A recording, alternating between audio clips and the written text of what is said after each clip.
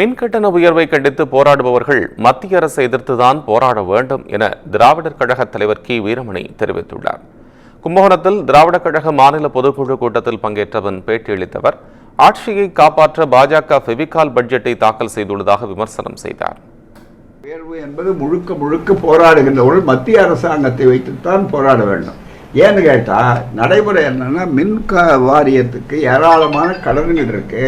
அந்த கடன்களை அவங்க நிவர்த்திக்கணும்னா என்ன கண்டிஷன் போட்டிருக்காங்கன்னா, இவங்க கொடுக்க வேண்டிய பணத்தை கொடுக்கறதுக்கு முன்னாடி உலக வங்கியில் மத்தியில் இருக்கோம், நீங்கள் கட்டணத்தை உயர்த்தினால் ஒழிய நாங்கள் உங்களுக்கு பணத்தை கொடுக்க மாட்டோம்னு எல்லா துறையிலும் நிதித்துறையை நெடுக்கும் போது வேற வழி கிடையாது தமிழ்நாட்டுக்கு.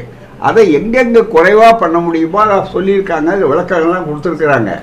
ஆகவே அந்த நிலை இருக்கிறது. எனவே நான் இதுக்கு எதிர்த்து போராடுகிறவர்கள் இது மறைமுகமாக பிள்ளையையும் கிள்ளி விட்டு குட்டிலையும் ஆற்றுற மாதிரி சூழ்நிலை உண்டாக்கியிருக்காங்க.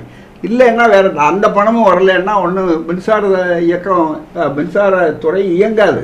அதுவும் கோடை காலத்தில் மின்வெட்டு இல்லாமல் இத்தனை பேர் அதிகமான அளவுக்கு புழுக்கம் இருக்குது, இந்த கலைகள் நெருக்கமாக இருக்குங்கிறத எல்லாரும் இப்போ மின் வசதிகள் குளிர்சாதன வசதிகள்லாம் அதிகப்படுத்தியிருக்காங்க.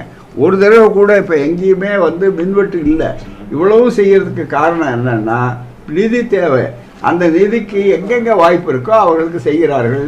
ஆகவே வரி இல்லாமல் ஒரு அரசாங்கம் இருக்க முடியாது. அதே போல் தமிழ்நாட்டை வஞ்சிக்கக்கூடிய அரசு தமிழ்நாட்டில் இருந்து வரிப்பணத்தை எல்லாம் சேர்த்து கொண்டு ஜிஎஸ்டி மற்றும் மற்ற அமைப்புகளிலே சிறப்பாக இவையெல்லாம் வைத்துக்கொண்டு அதே நேரத்தில் தமிழ்நாட்டுக்கு மற்ற மாநிலங்களுக்கெல்லாம் தங்களுடைய அரசியல் கண்ணோட்டத்தில் அள்ளி அள்ளி கொடுக்கிறார்கள்.